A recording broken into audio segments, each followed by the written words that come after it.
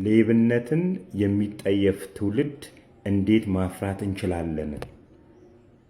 ሌብነትን፣ ሙስናን በነሱ ቃል እንዴት ከኢትዮጵያ ማጥፋት እንችላለን የሚል በፋና ቴሌቪዥን ምክክር ነበር። ይሄን ምክክር እንዲመክረን ሌብነት እንዴት መጥፋት እንዳለበት፣ ሌብነትን የሚጠየፍ ትውልድ እንዴት ማፍራት እንዳለብን የሚመክረን ሪቨረንድ ተዘራ ያሬድ ነው። ሪቨረንድ ግን ምንድን ነው? የተከበረ ማለት ነው። የተከበረ ይመቸው።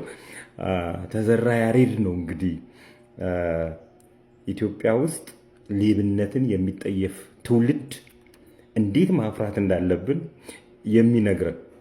ሰሞኑን ክብረ ሕይወት ቤተክርስቲያን ከነ ኤድሚያስ ላይ ተከራየው ነበርና ከነዚህ ቤተሰቦች ሲከራይ እንግዲህ ሀብት ያፈራበት ቦታ የተለያዩ ገንዘቦችን ትላልቅ ገንዘብ አሁን ያለበትን ቤተክርስቲያን ጭምር የገነባው ከዚህ ከነ ኤድሚያስ ቤት ካገኘው ገንዘብ ነው።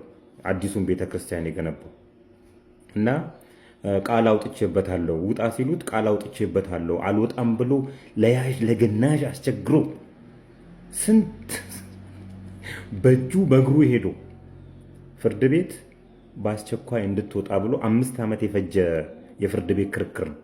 ለዛውም በእጁ በእግሩ እየሄደ አልሳካለት ያለን ፍርድ አሁን በቀደም ወጥቶ ምን ይላል?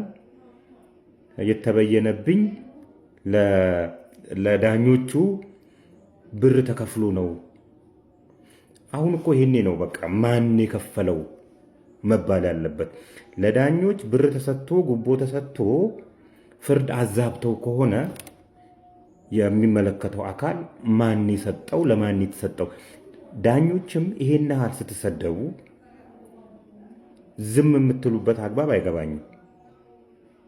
ጉቦ ተሰጥቷችሁ ነው ፍርድ ያጣመማችሁት እያለን ያለው ከታችኛው ፍርድ ቤት እስከ ሰበር ሰሚ ድረስ የደረሰን የፍርድ ሂደት ፍርድ እንደውም ቀጥ አለች፣ ትክክለኛውን ውሳኔ ሰጠች የሚባለው በነ ኤድሚያስ ቤተሰቦችና በተዘራ ያሬድ የተሰጠ ፍርድ ነው። እንደኔ እውነት ፍርድ እንደዛ ሆነ ትክክለኛውን መልኳን ያዘች ብዬ ነው የማስበውና ሚዲያ አገኘው ብሎ ብቅ ብሎ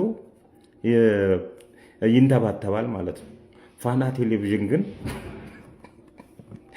እግዚአብሔር ይላችሁ